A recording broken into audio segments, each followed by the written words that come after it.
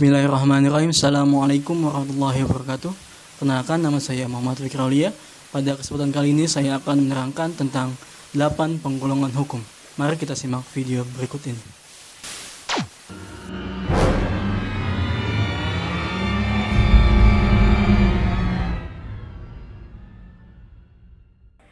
Ini merupakan gambaran tabel dari 8 penggolongan hukum.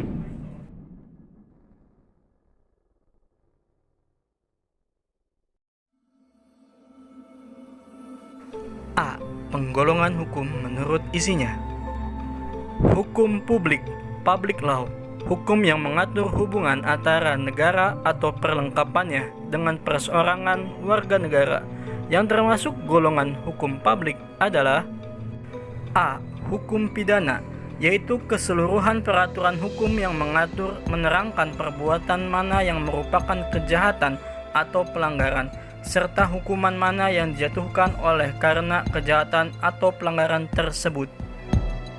Hukum pidana dapat digolongkan: 1. Hukum pidana objektif, 2. Hukum pidana subjektif, 3. Hukum pidana sipil, 4. Hukum pidana militer, dan 5. Hukum pidana fiskal.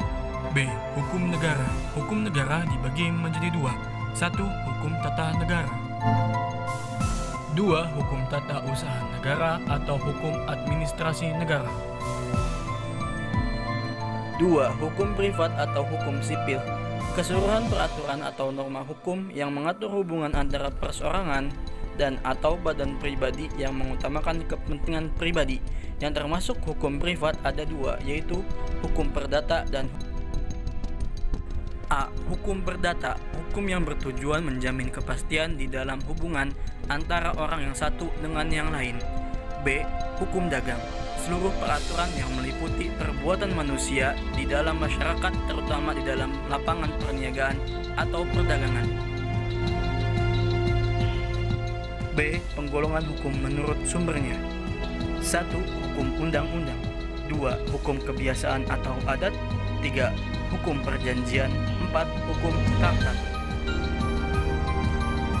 5. Hukum jurisprudensi, 6. Hukum doktrin, 7. Hukum revolusi. C. Penggolongan hukum menurut tempat berlakunya.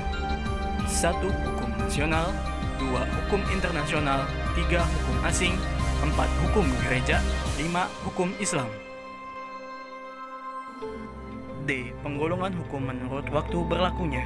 1. Ius constitutum, hukum yang berlaku pada waktu sekarang dalam suatu masyarakat di wilayah tertentu.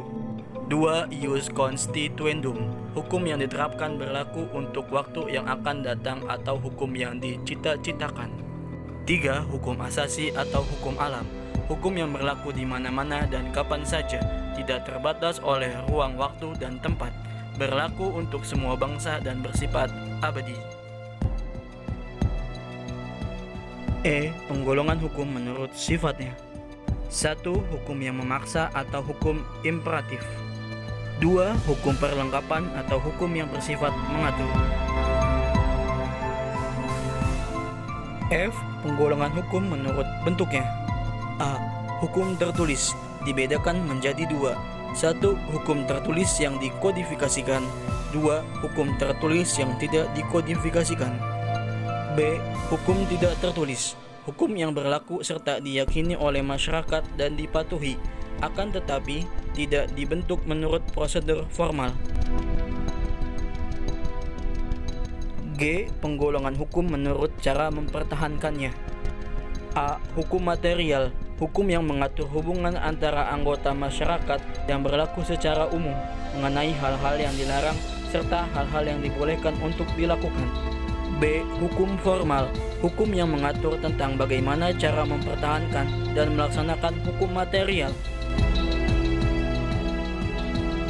H. Penggolongan hukum menurut wujudnya. A. Hukum objektif, hukum yang mengatur tentang hubungan antara 2 orang atau lebih yang berlaku umum. B. Hukum subjektif, hukum yang muncul dari hukum objektif dan berlaku terhadap seorang atau lebih. Hukum ini disebut juga hukum hak.